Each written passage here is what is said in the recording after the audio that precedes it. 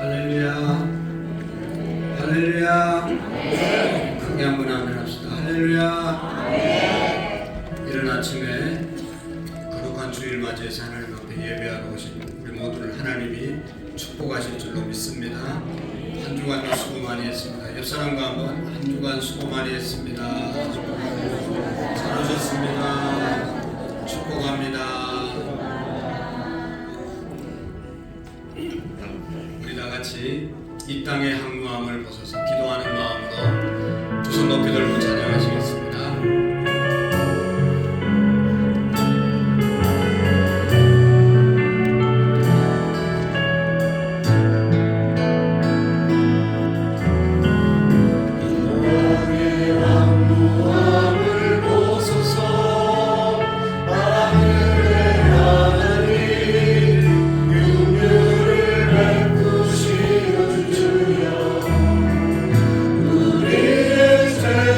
용서하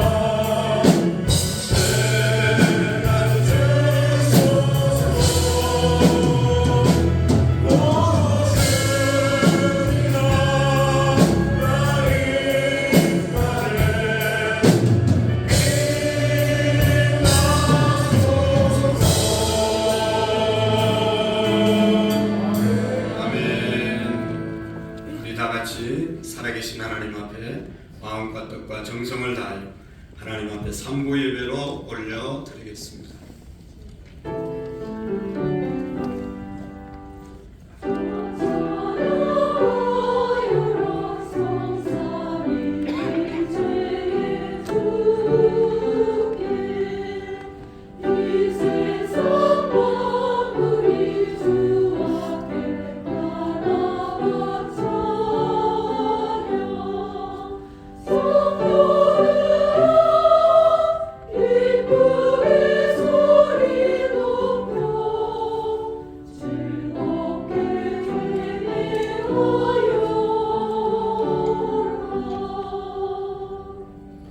여호와께서 아브라함에게 이르시되 너는 너의 고향과 친척과 아버지의 집을 떠나 내가 내게 보여줄 땅으로 가라. 내가 너로 큰 민족을 이루고 내게 복을 주어 내 이름을 창대하게 하리니 너는 복이 될지라. 너를 축복하는 자에게 내가 복을 내리고 너를 저주하는 자에게 내가 저주하리니 땅의 모든 족속이 너로 말미암아 복을 얻을 것이라 하신지라. 하나님은 영이시니 예배하는 자가 영과 진리로 예배할지니라. 아멘. 사랑의 하나님 아버지, 오늘도 우리를 불러주셔서 이 아침에 삼부 예배로 올려드리게 하심을 감사합니다. 우리의 죄악으로 말미암아 영원히 죽을 수밖에 없는 저희를 위해서 예수님 보내주시고 십자가에 인류의 죄를 감당하기 위하여 지게 하시고 그 사실을 믿음으로 구원받게 하심을 감사합니다. 용서의 하나님 아버지, 우리의 민족의 죄악을 용서해 주시옵시고 하나님 아버지, 서로의 입장만 생각하고 남을 정죄하는 하나님 이러한 일에서 떠나 서로 배려하고 사랑하고 인정하는 세워주는 민족이 되게 해 주옵소서. 하나님 아버지, 하도토끼 민족의 정치적인 혼란이 하나님 종식되고 하나님이 주시는 안정이 임하게 하옵소서. 하나님 아버지, 금년에 우리 교회를 성령의 능력으로 부흥하는 교회가 되게 하옵소서. 모든 성도님들이 모이면 기도하고 흩어지면 복음을 전하는 재단이 되게 해 주옵소서. 성령 충만한 교회가 되게 해 주옵소서. 우리 모든 성도님들이 서로 사랑하고 서로 기도해 주며 위로하는 귀한 관계가 되게 해 주옵소서. 몸이 상한 자들, 아픈 자들 하나님 치료의 강선을 바라여 주시옵소서. 하나님 속히 건강을 회복하게 하옵소서. 마음적으로 또 정신적으로 어려움을 당하고 있는 자들을 하나님 회복시켜 주시고 하나님 위로해 주시옵소서. 하나님 아버지 앞에 예배할 때 하나님의 은혜가 이 시간 이곳에 가득히 임재하시고 우리 모두가 마음과 뜻과 정성을 다하여 하나님이 받으시는 아벨의 제사가 예배가 되게 해 주옵소서. 예수님 이름으로 감사하며 기도하옵나이다. 아멘. 다 같이 자리에서 일어나셔서 하나님 앞에 찬양드리겠습니다.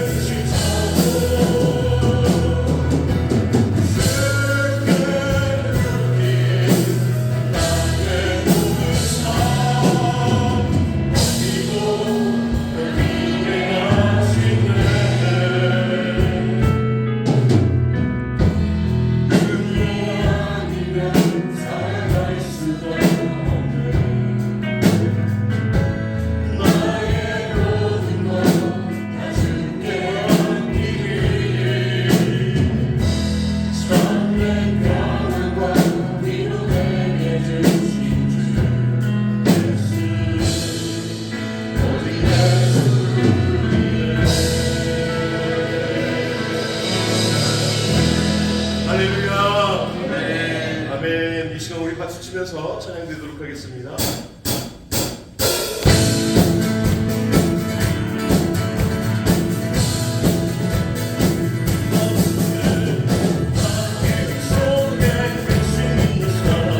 주 예수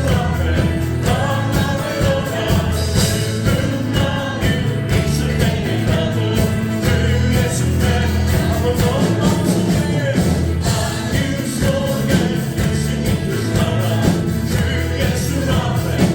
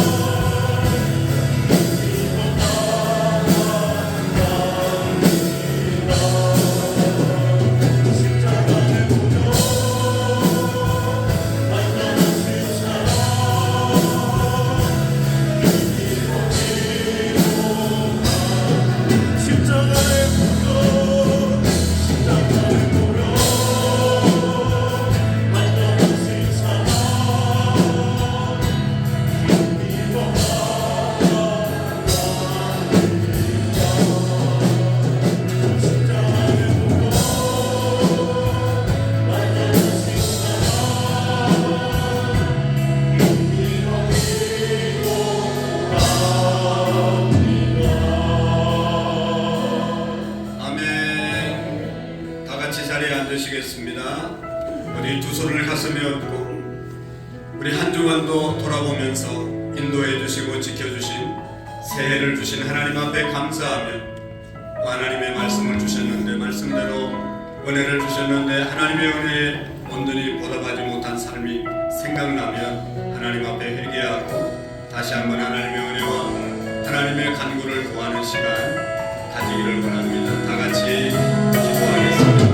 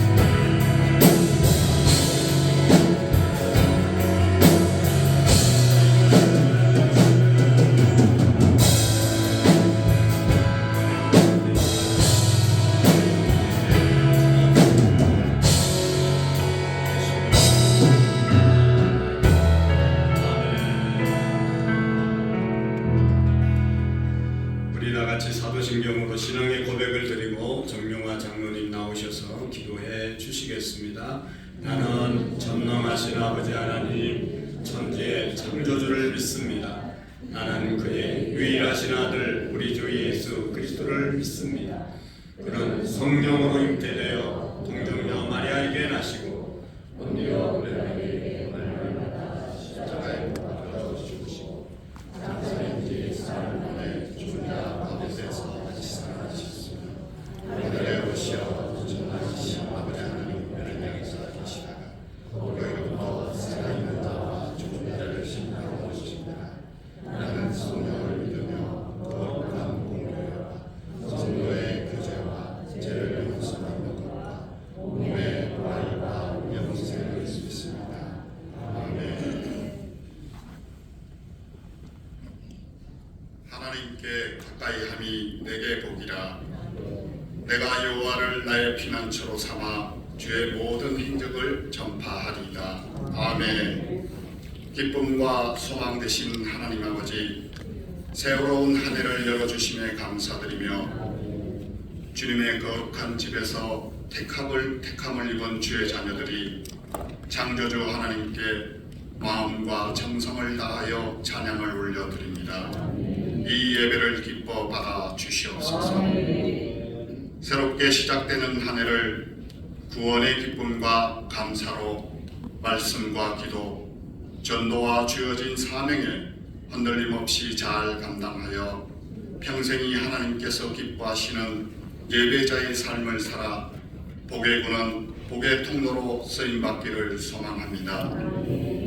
우리의 연약함과 부족함을 주의 능력으로 채워주시고 날마다 회개하게 하시어 세일을 행하시는 하나님만을 바라보는 결단의 믿음을 허락하여 주옵소서. 이 나라의 민족을 불쌍히 여겨주사 불안과 혼돈의 시간들이 하루빨리 안정을 찾게 하시며 위정자들에게 하나님의 지혜와 마음, 올바른 분별력을 주셔 한 마음과 한 뜻이 되어 화평을 이루며 정의와 공의가 살아 발전하는 민족으로 인도하여 세계에 선한 영향력을 끼치게 하옵소서.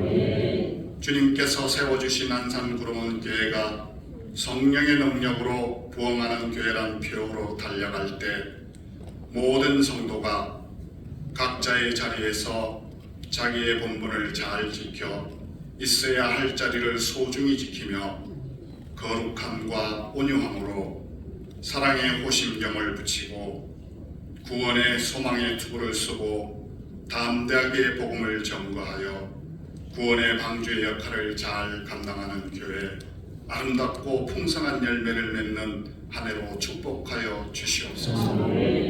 사랑하는 다음 세대 우리 자녀들이 이 세대를 본받지 않고 하나님을 경외하며 범사에 하나님을 인정함으로 말씀 안에서 계획하는 일들을 형통케 하시어 하나님의 영광을 드러내게 하옵소서. 이전에 영적 지도자 담임 목사님, 부목사님, 교육 목사님, 전도사님께 성령의 능력으로 들이켜 사탄으로부터 보호하여 주시고 사역에 필요한 모든 부분을 채워주사 계획하고 나아가는 목회 사역에 승리하게 도와주시옵소서. 오늘 곳곳에서 드려지는 예배 가운데도 성령님이 친히 임재하여 주시어 머리 숙인 저희들 성령의 다스림을 받게 하옵소서. 질병의 고통 가운데 있는 사랑하는 성도를 찾아가 만나 주심으로 마음의 평안을 주시고 주의 피 묻은 손으로 안수하여 깨끗하게 치유받고 회복되어 예수님의 사랑을 누리며 하나님 나라에 존귀하게 쓰임받게 인도하여 주시옵소서. 예루살렘 성가 대원들이 정성스럽게 준비한 은혜의 찬양이 모든 성도님들에게 기쁨이 넘치기를 원합니다. 이 시간 생명의 양식을 받습니다.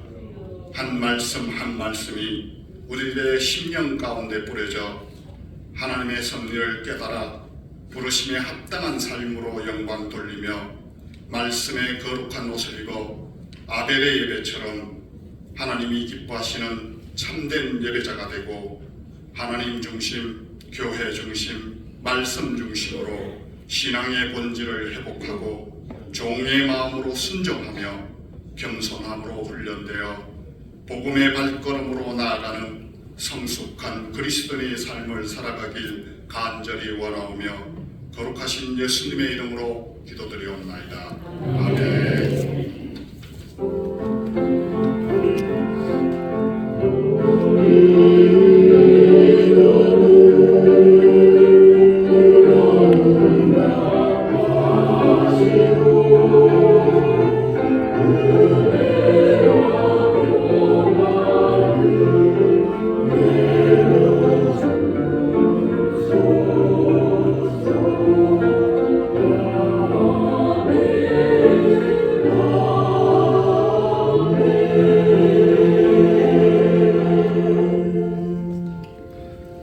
감사합니다. 오늘 우리에게 주시는 하나님의 말씀을 같이 보도록 하겠습니다. 출애굽기 2장 23절에서 25절의 말씀. 우리 다 같이 짧기 때문에 한 목소리로 읽도록 하겠습니다. 출애굽기 2장 23절에서 25절입니다. 다 같이 시작. 여러 해 후에 애굽 왕은 죽었고 이스라엘 자손은 고된 노동으로 말미암아 단식하며 부르짖으니 그 고된 노동으로 말미암아 부르짖는 소리가 하나님께 상달된지라. 하나님이 그들의 고통 소리를 들으시고 하나님이 아브라함과 이삭과 야곱에게 세운 그 언약을 기억하사 하나님이 이스라엘 자손을 돌보셨고 하나님이 그들을 기억하셨더라. 아멘. 23절 말씀 한 번 더 읽으시고 찬양대 찬양 읽겠습니다.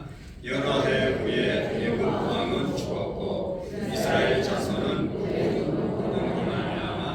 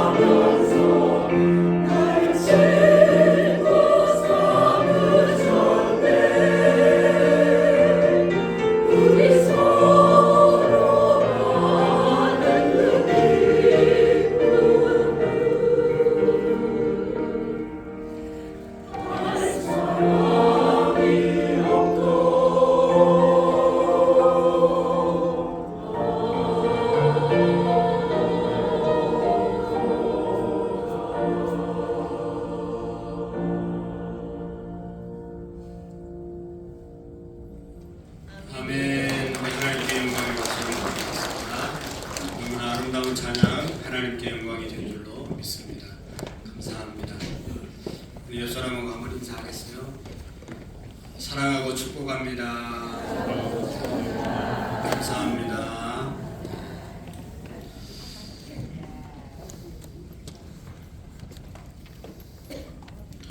여러분, 성경 제일 처음에 어떤 말씀이 기록되어 있는지 아시죠? 창세기 1장 1절에 보면 태초에 하나님이 천지를 창조하십니다. 태초에 하나님이 천지를 창조하셨다고 우리에게 말씀하고 있습니다. 여러분 믿습니까? 이 성경의 모든 말씀을 믿기 위해서는 태초에 하나님이 천지를 창조하신 것을 믿으셔야 합니다. 하나님이 우주 만물을 창조하셨습니다. 그리고 흙으로 사람을 만드시고 그 코에 하나님의 생기를 불어넣었을 때 사람이 됐다고 말씀하고 있습니다.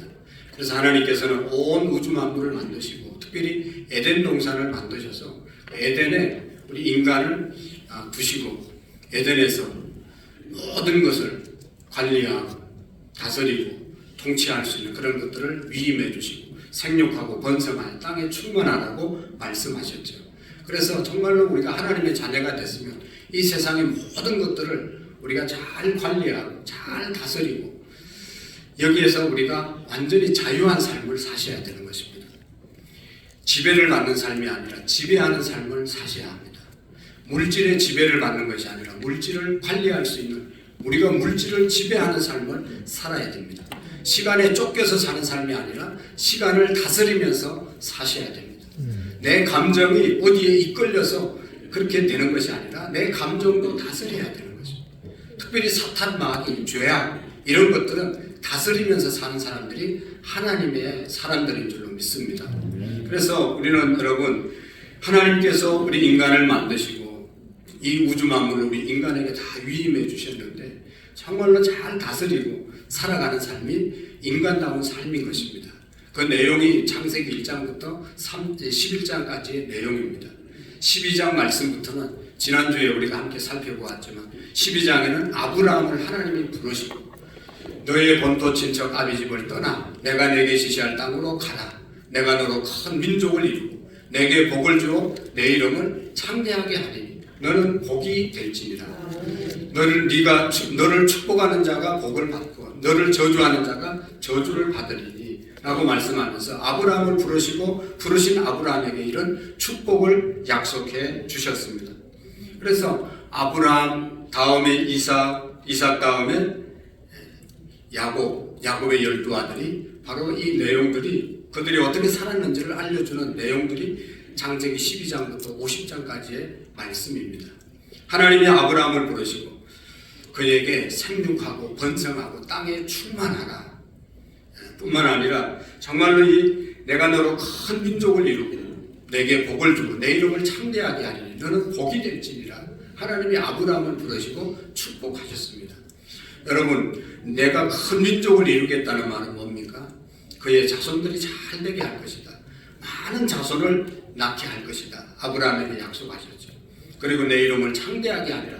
창대하리라는 것은 그 사람의 이름이 존경을 받고 존귀함이 되는 그런 인격의 사람이 될 것이라고 축복하신 것이죠. 그리고 복이 될지니라, 복덩이가 된다는 그런 말씀입니다. 하나님께서 말씀하신 대로 너의 본토 친척 아버지의 집을 떠날 때 이러한 복이 있다고 그랬습니다. 그리고 하나님 아버지가 보여주는 땅으로 나아갈 때 이런 복이 아브라함의 복이 아브라함에게 임하게 되는 것이죠. 여러분, 오늘날도 꼭 마찬가지입니다. 떠나야 할 곳을 잘 떠날 때 하나님의 역사가 우리 가운데 임하게 될 줄로 믿습니다.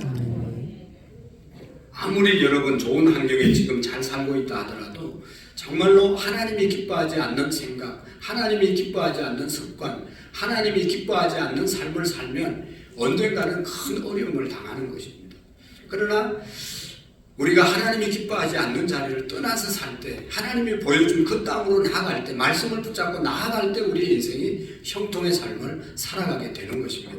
여러분 보십시오. 아무리 자기가 물질을 많이 가지고 아무리 지금 좋은 많은 것들을 누리고 산다 하더라도 도박하는 삶을 살면서 도박해서 돈을 벌고 도박해서 이렇게 잘 누리고 산다고 하면 그게 얼마나 갈 것 같아요. 지금은 도박을 해서 뭐 잘 사는 사람이 있는지 모르지만 언젠가는 도박해서 돈 많이 벌었다는 사람을 주변에 찾아본 적이 없습니다. 도박하면 언젠가는 다 한순간에 다 잃어버리는 것이지. 뭐 모든 것이 다 그렇습니다. 지금 아주 나쁜 습관을 갖고 살아가면 그 나쁜 습관 때문에 언젠가는 어려움을 당하는 것입니다. 그러니까 축복의 사람으로 살기 위해서는, 아브라함처럼 축복의 주인공으로 살기 위해서는 하나님이 기뻐하지 않는 그 어떤 자리, 내가 있으면 안 되는 그 어떤 것들이 있으면 다 떠나야 되는 것입니다.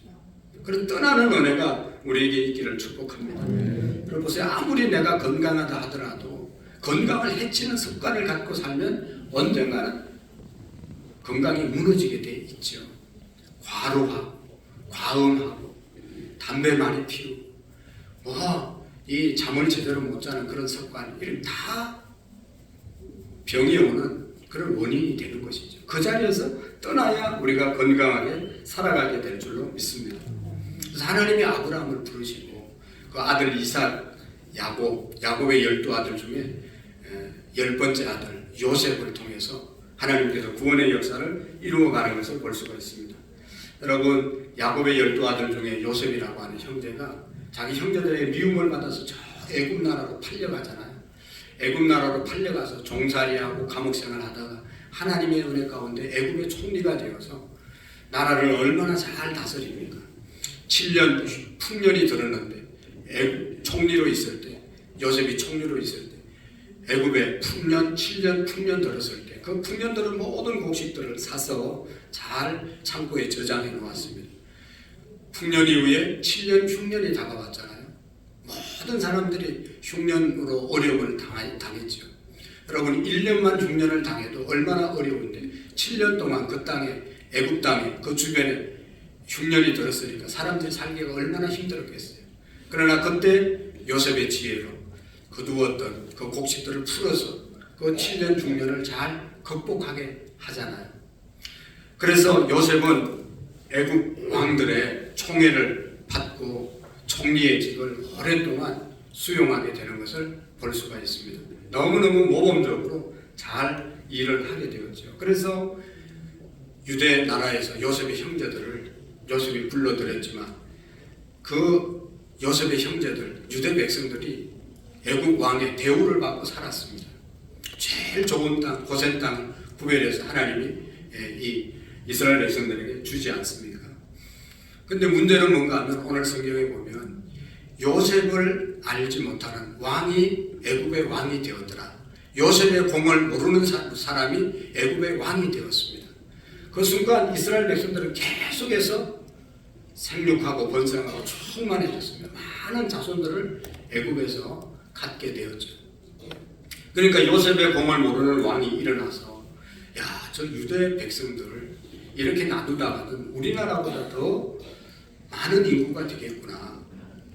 그러다가 또 전쟁이 외부에서 적들이 쳐들어오면 저들이 적들과 함께 이렇게 해서 우리 민족을 다스리면 어떡하나 하는, 침략하면 어떡하나, 이런 생각을 왕이 하게 되죠. 그래서 그때부터 이스라엘 백성들의 번식을, 이스라엘 백성들의 번영을 막아야 되겠다 생각하고 이스라엘 백성들에게 그 인구 확장을 하지 못하도록 억제 정책을 쓰게 되잖아요. 그래서 이스라엘 백성들에게 고용을 시킵니다. 노동을 아주 심하게 시킵니다.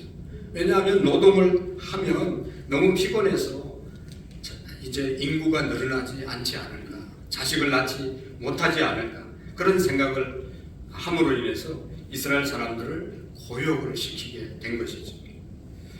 애굽의 왕은 이스라엘 백성들을 계속해서 고통스럽게 했습니다. 그래도 이스라엘 백성들은 하나님의 은혜로 자녀들을 계속 잘 낳게 되거든요. 그래서 이렇게 두서는 안 되겠다. 그래서 아이를 낳으면 적시로 목을 눌러서 죽이라, 아이를 받는 산파들에게 명령을 내렸죠.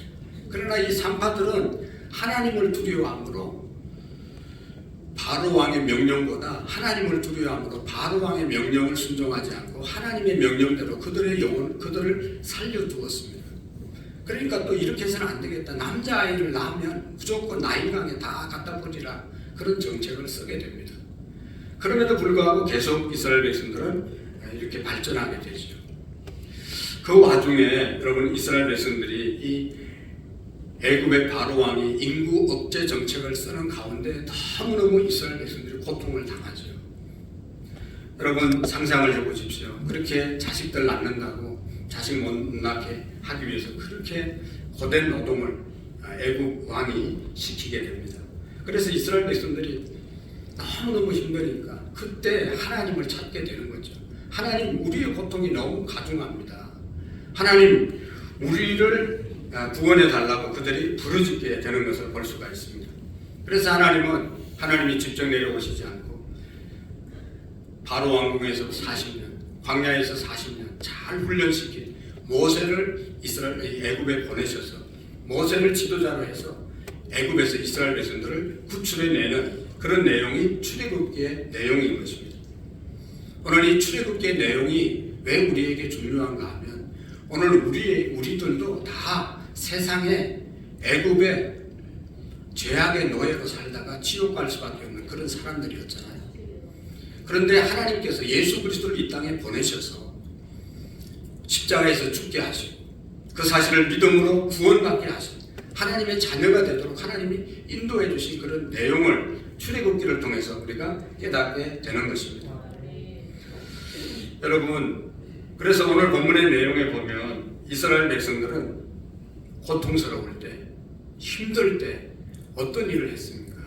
그들이 할 수 있는 일을 노예이기 때문에 아무것도 할 수가 없어요.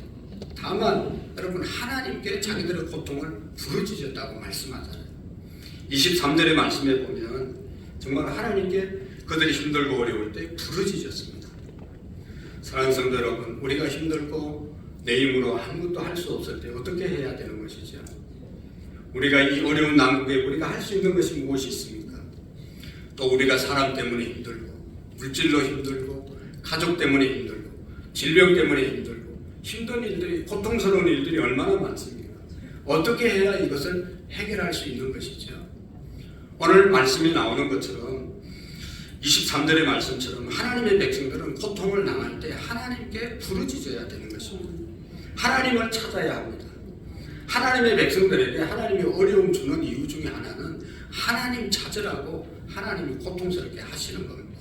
만약에 애굽에 내려가서 나일강 옆에서 그렇게 잘 먹고 잘 사니까 이스라엘 백성들이 잘 먹고 잘 사니까 자기들이 하나님의 백성인 것을 잊고 바로 왕의 백성이 되어서 죄를 지으면서 우상을 섬기면서 그냥 그대로 살지 않습니까? 그러나 고통이 오니까 하나님을 찾게 된 것입니다. 고통이 오니까 하나님 어떻게 된 것입니까? 하고 부르짖었다는 것이죠. 23절의 말씀에 보면 이스라엘 자손은 고된 노동으로 말미암아 탄식하며 부르짖으니 그 고된 노동으로 말미암아 부르짖는 소리가 하나님께 상달된지라 그들의 부르짖음이 하나님께 상달되었다고 말하고 있습니다.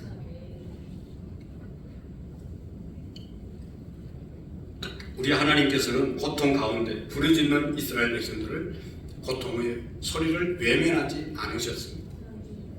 하나님이 그 고통 소리를 들으셨다고 말씀하고 있습니다. 세밀한 관심을 가지고 그들의 고통을 들으셨다는 것이죠. 오늘 우리의 고통도 정말로 하나님 앞에 부르짖을 때 그 소리를 하나님이 들으시고 해결해 주실 줄로 믿습니다. 하나님은 주의 깊게 경청하신다. 그런 뜻으로 여기에 기록되어 있습니다. 우리 하나님은 모든 성도들의 고통스러운 부르짖음을 들으시는 하나님이십니다.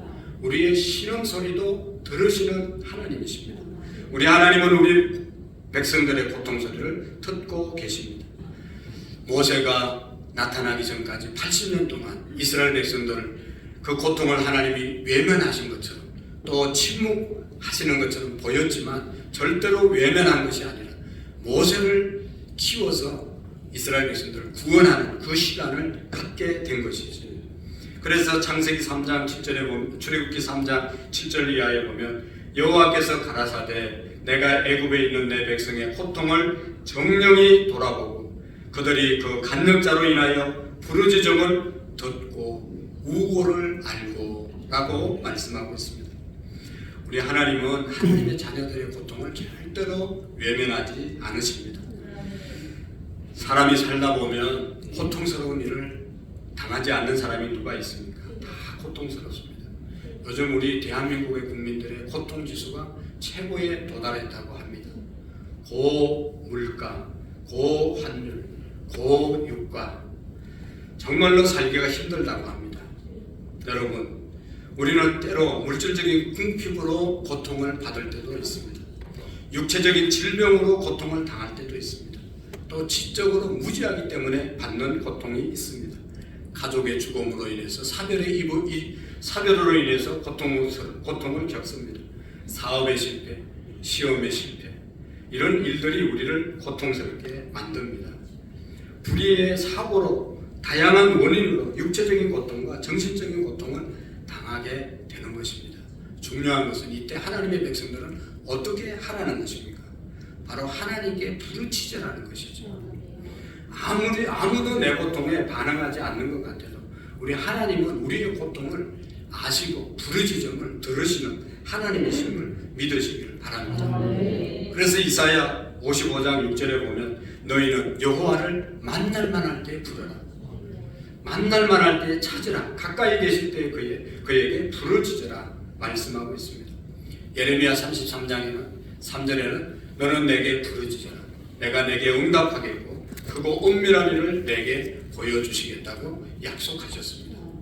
여러분, 앞이 보이지 않고 뒤가 막혀있고 양쪽이 다 막혀있으면 뚫린 하늘을 향해서 부르짖을 때 하나님께서 들으시고 응답해 주심을 믿으시기를 바랍니다. 이사야 58장 9절에 보면 내가 부를 때에 나 여호와가 응답하겠고 내가 부르짖을 때에 말하기를 내가 여기 있다 하리라 말씀하고 있습니다. 정말로 이 말씀 우리가 의지하고 부르짖는 우리의 믿음이 되시기를 축복합니다. 유대 나라 왕 중에 히스기야 왕이 있었지요. 병이 들었습니다. 병이 들어서 고민하는데 하나님이 세운 선지자 이사야가 와서 당신의 병은 고치지 못하는 병입니다. 이 병 때문에 당신이 죽을 겁니다. 기가 막힌 노릇 아닙니까? 그리고 그때 이제 이방 나라 군대가 쳐들어와서 유대 나라를 완전히 포위하고 있었습니다. 나라도 적에 의해서 먹히는 그런 위기 앞에 놓여 있었고 히스기야 왕도 건강 회복하지 못하고 죽는다는 말을 듣고 너무너무 낙심되어 있었죠. 그러나 이 히스기야 왕은 그 얘기를 듣고 하나님의 성전에 올라가서 자기 얼굴을 성전 벽을 향하고 두 손을 들고 하나님 앞에 통곡하며 기도했습니다. 하나님 앞에 통곡하며 기도했습니다. 이때 하나님께서 히스기야 왕의 기도를 들으시고 바로 응답해 주었습니다. 하나님이 이렇게 말씀합니다. 내가 내 기도를 들었고 내 눈물을 보았노라. 내가 너를 낫게 하리니 내가 3일 만에 여호와의 전에 올라갈 것이다. 다시 회복시켜 줄 것이라고 하는 그런 약속을 하십니다. 그래서 히스기야 왕이 그 병 때문에 죽지 않고 하나님이 그의 생명을 15년 연장시켜 주시는 그런 역사가 있었고 아수르 군대가 쳐들어왔다가 다 자기들끼리 싸워서 물러가는 그런 역사가 있게 되었습니다. 사랑하는 성도 여러분, 부르짖을 때 하나님이 응답하시는 것입니다. 성경에 보면 느헤미야라고 하는 총독이 있었습니다. 예루살렘 무너진 성벽을 52일 만에 다시 회복시킨 재건한 사람이죠. 느헤미야는 왕궁에서 총독의 일을 했기 때문에 요즘 말로 말하면 청와대에 근무했기 때문에 부족함이 없는 삶을 살았습니다. 그러나 자기는 유대나라 사람이니까 유대나라 예루살렘 성전이 무너졌고 해파되어 있는 것을 보고 사명감이 일어나서 저걸 수축해야 돼, 다시 재건해야 된다 하는 그런 뜨거운 열정이 그에게 일어나게 된 것이죠. 그래서 주전 445년 3차 이스라엘 백성들이 고향으로 귀향할 때 예루살렘 성벽을 재건하는데 자기의 생애를 헌신합니다. 그 무너진 예루살렘 성벽 건축하려고 하다 중간에 또 방해 때문에 중단하고 또 방해 중단하고 100년이 걸렸습니다.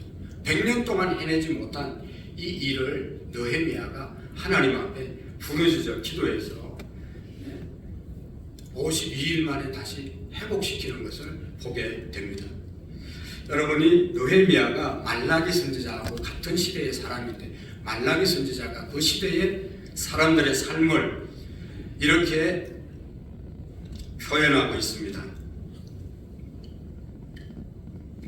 당시의 상황을 보면 제사장들이 자기의 직무를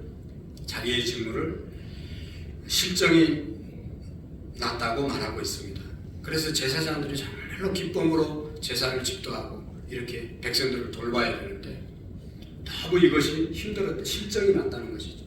그래서 예배하는 것이 귀찮고 형식적이 되어 버렸습니다. 하나님 앞에 제사를 드리려고 가져오는 재물은 흠이 없는 것 가지고 오라고 그랬는데 병들어서 또 말라서 팔아먹지 못하는 값이 나가지 않는 그런 것들만 자기들이 쓸 수 없는 것들을 하나님 앞에 가져와서 제물로 드렸습니다. 여러분 하나님이 받으시겠어요?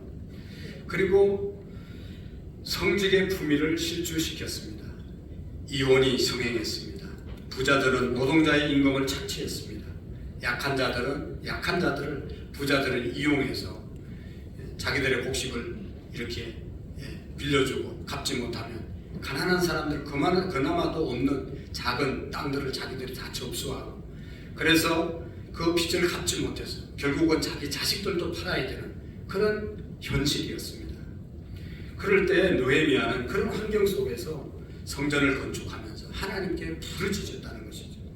그래서 하나님의 선한 손이 역사하셔서 결국은 100년 동안 짓지 못했던 회복하지 못했던 예루살렘 성벽을 52일 만에 느헤미야가 회복하게 된 줄로 믿습니다.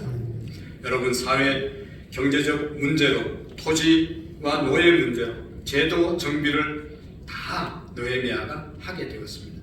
그리고 이제 영적 부흥을 일으키는 그리고 성전을 청결하게 하고 안식일을 개혁하고 이방인들과 통혼을 금지해서 이스라엘의 그 이제 혈통을 지켜나가는 것을 볼 수가 있습니다.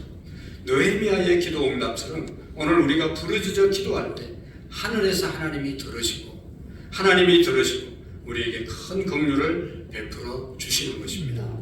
시편 118편 5절에 보면 내가 고통 중에 여호와께 부르짖었더니 여호와께서 응답하시고 나를 광활한 곳에 세우셨도다 고백하고 있습니다. 오늘 하나님은 우리가 억울한 부르짖음 우리의 고통하는 신음소리를 들으시고 응답해 주시는 분이십니다. 작은 신음에도 응답해 주시는 하나님, 나는 주만 어느 곳에 있든지 주만 바라볼지라 찬양한 것처럼 우리의 믿음이 고통스러울수록 하나님께 부르짖는 그러한 우리의 믿음이 되시기를 축복합니다. 그 다음에 더 나가서 보면 24절의 내용은 고통스러울 때 하나님께 부르짖었을 때 하나님께서 어떻게 하셨다고 그랬어요? 아브라함과 이삭과 야곱에게 맺었던 언약을 기억하셨다. 하나님이 아브라함을 축복하겠다, 또 이삭을 축복하겠다, 야곱을 축복하겠다고 하는 그런 약속을 하셨는데 그 약속을 하나님이 다시 되새겨서 이루어 주었다는 것입니다. 여러분 사람들은 약속한 거 잘 잊어버립니다. 내게 유리한 것은 잘 기억하고 있지만 자기에게 불리한 것은 순식간에 잊어버리고 생각이 안 난다고 그러고 모른다고 그러고 다 묵살해 버리지만 우리 하나님 아버지는 우리에게 약속으로 주신 말씀 붙잡고 살아가고 그 말씀 붙잡고 기도할 때 그 말씀을 이루어 주시는 분이심을 믿으시기를 바랍니다. 여러분 보세요. 아브라함에게 약속했죠. 여호와께서 아브라함에게 이르시되 너는 정령이 알리라 내 자손이 이방에서 객이 되어 그들을 섬기게 하고 그들은 400년 동안 내 자신을 괴롭게 하리니. 하나님께서 이미 이스라엘 백성들이 애굽에 내려가서 430년 또 400년 동안 고통을 당하고 그러나 거기에서 끝이 아니에요. 다시 회복시켜 주실 것이다. 약속을 아브라함과 하셨어요. 그리고 이삭에게도 말씀하셨습니다. 그 밤에 여호와께서 그에게 나타나 가라사대 나는 내 아비 아브라함의 하나님이니 두려워하지 말라. 내 종 아브라함을 위하여 내가 너와 함께 있어 내게 복을 주고 내 자손을 번성하게 하리라. 약속하셨거든요. 그 약속이 지금 수백 년이 지났어요. 그리고 야곱에게도 약속을 하시고 요셉에게도 약속을 하셨어요. 약속한 지가 오래됐습니다. 고통으로 다 잊어버리고 끝난 줄 알았어요. 그러나 끝이 아니잖아요. 그들이 하나님께 부르짖었을 때 하나님께서는 이스라엘 백성 아브라함과 이삭과 야곱에게 한 약속을 기억해내셔서 그들을 애굽에서 구출해내시고 가나안 땅까지 인도하는 그런 역사가 부르짖을 때 일어났다는 것이죠. 이스라엘 백성들이 고통 속에 살았습니다. 자식들도 죽는 고통을 당했습니다. 자신들도 너무너무 경제적으로 어렵게 살았습니다. 왜 하나님이 이런 고통 가운데 이스라엘 백성들을 처하게 했습니까? 하나님께 부르짖고 그래서 하나님의 약속을 하나님이 이루어 주시기 위해서 이렇게 고통스럽게 하셨다는 것입니다. 오늘 우리가 기억해야 할 것은 하나님은 약속을 반드시 이루어 주시는 분이십니다. 우리 하나님이 약속한 것을 붙잡고 기도하면 그대로 이루어집니다. 여러분, 지금 비록 고통스럽고 힘든 일, 잘 풀리지 않는 그런 일들이 있으면 여러분 하나님의 약속을 붙잡고 기도해 보십시오. 하나님이 뭐라고 했어요? 구하라 그리하면 주실 것이요, 찾으라 그리하면 찾을 것이요, 문을 두드리라 그리하면 열어주시겠다고 하나님이 약속하셨잖아요. 약속하신 그 약속을 붙잡고 하나님이 이렇게 해주시겠다고 말씀하지 않았습니까? 이 문제 내가 찾고 두드리고 구합니다. 해결을 주님께 구하시기를 축복합니다. 여러분, 지금 불행하십니까? 행복이 다가올 희미가 보이지 않는 그런 삶, 막막한 삶을 살아갑니까? 하나님은 이런 말씀을 하셨어요. 이스라엘이여, 너는 행복자로다. 여호와의 구원을 너같이 얻은 백성이 누구리요? 나는 너를 돕는 방패요, 너의 영광의 칼이시로다. 내게 대적이 내게 복종하리니 내가 그를 높은 곳을 밟으리로다. 신명기 33장 29절에 말씀하고 있습니다. 불행한 게 아닙니다. 하나님은 우리를 행복자로 부르셨습니다. 반드시 행복자라는 사실을 믿고 구할 때 우리를 행복자로 만들어 주신다고 말씀하고 있습니다.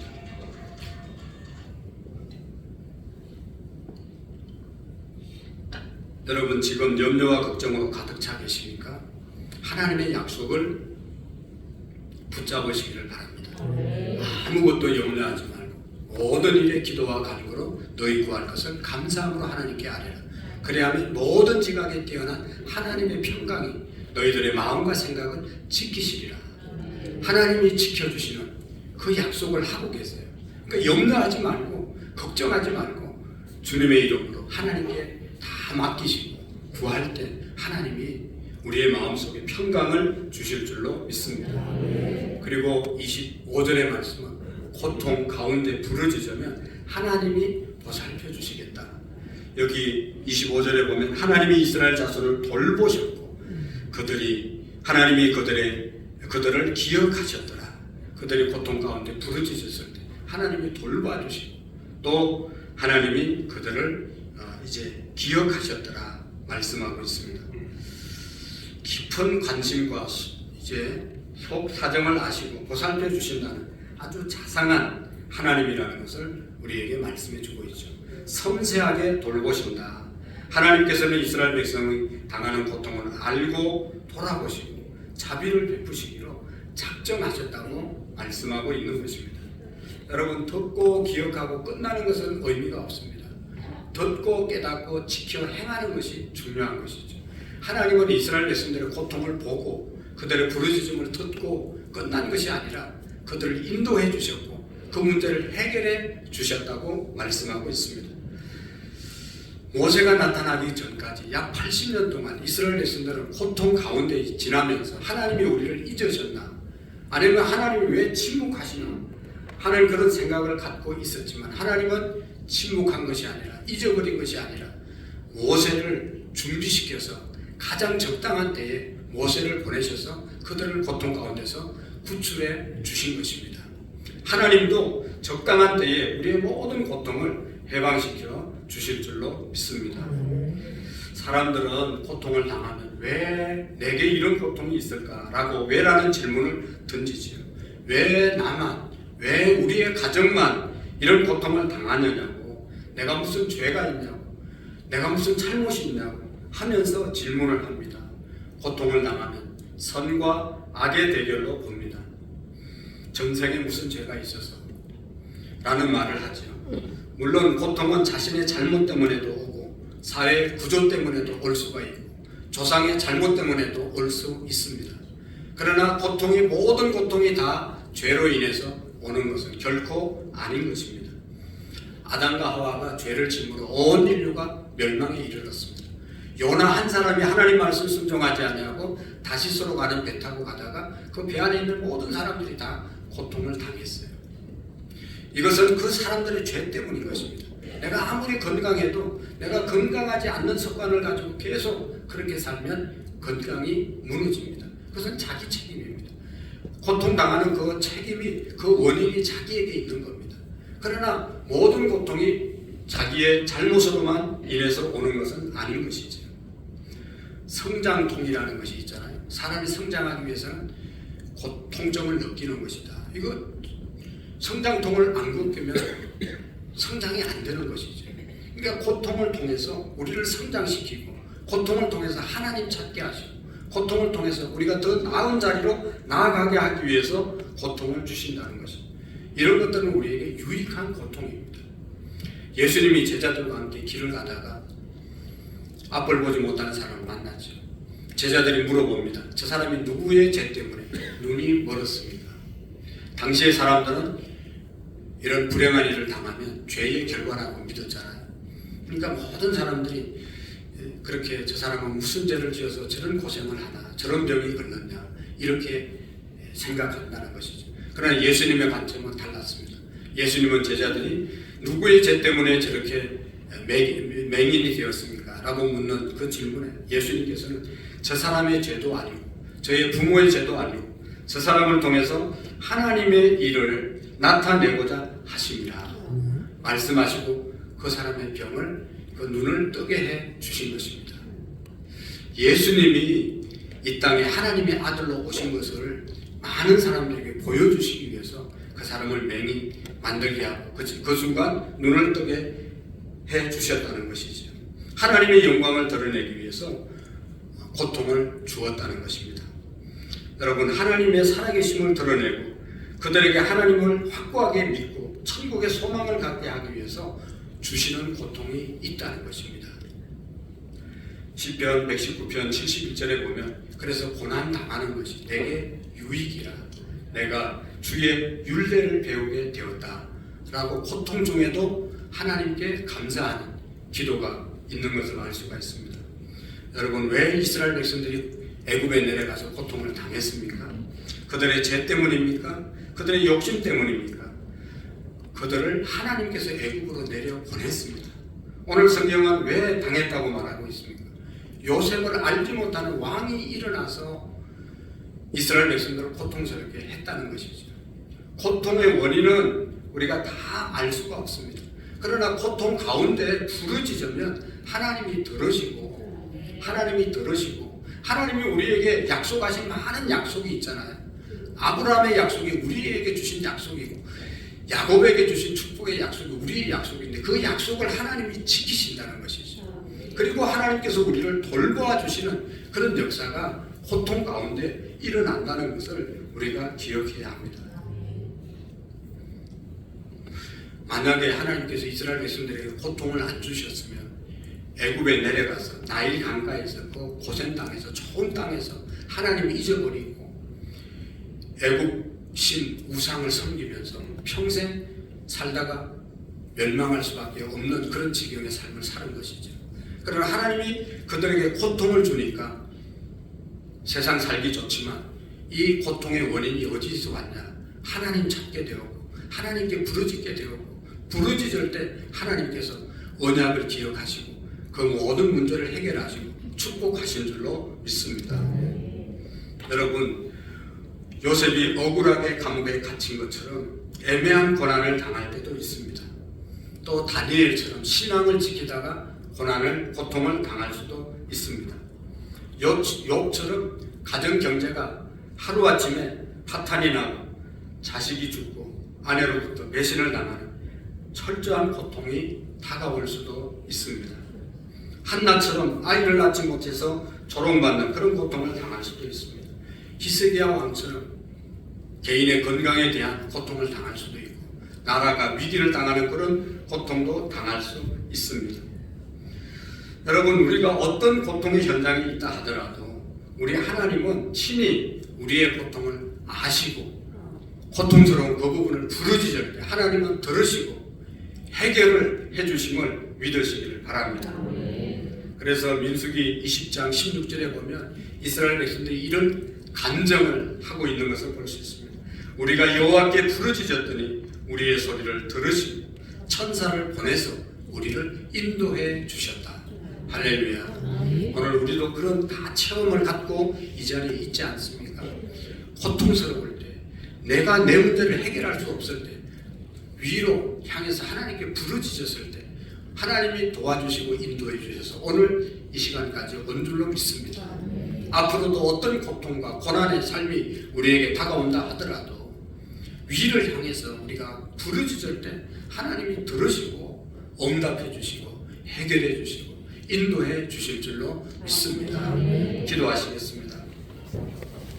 살아계신 하나님 아버지, 우리가 힘들고 고통스러울 때 하나님께 부르짖어 하나님의 도우심과 인도하심을 받을 수 있는 우리의 믿음이 되게 해 주옵소서. 예수님의 이름으로 기도하옵나이다.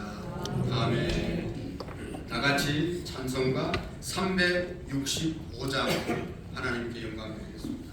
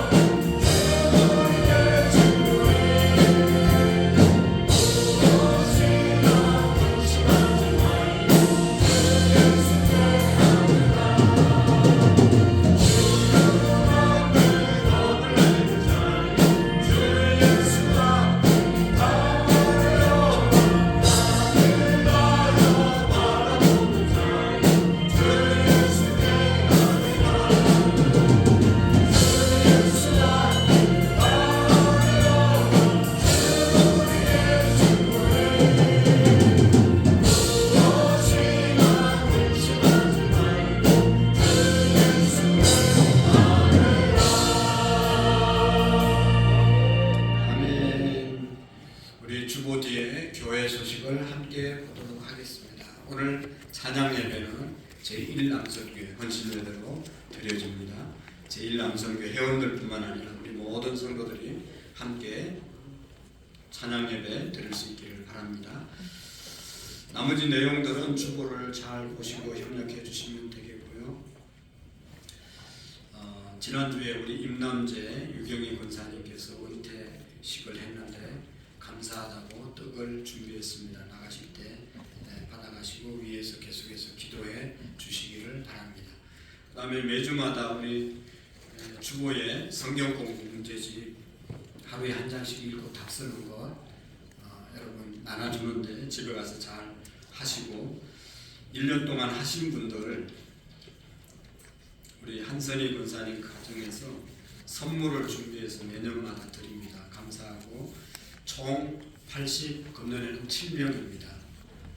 이제 내년에 금년에 못하신 분들은 꼭 하시고 내년에도 우리 금년에도 꼭 성경을 1년 그런 시간들을 꼭 가지시고 나가실 때 보면 선물을 뒤에 이름을 다 적어놨습니다. 자기 이름 보시고 찾아가시면 되겠습니다. 우리 대표로 최원룡 집사님이 나오셔서 우리 선물을 받도록 하겠습니다.